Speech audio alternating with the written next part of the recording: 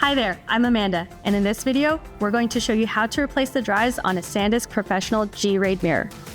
Before we get started, make sure that your G-Raid mirror is turned off and the cable is removed.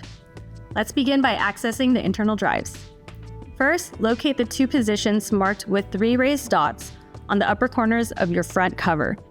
Use your thumb to gently press down on both spots at the same time and apply downward pressure. The front cover should easily slide off. Once the front cover has been removed, you'll be able to slide the drive trays out. Now, let's move on to replacing your G-Raid mirror drives. Begin by locating the plastic arm on the right side of the drive tray. Push it in and pull the drive tray out. Remove the current drive and replace it with a new one.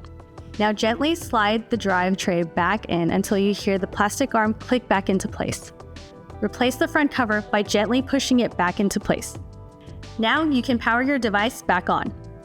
And that's all it takes to replace a drive on your SanDisk Professional G-Raid mirror. We hope this video was helpful. Thanks for watching.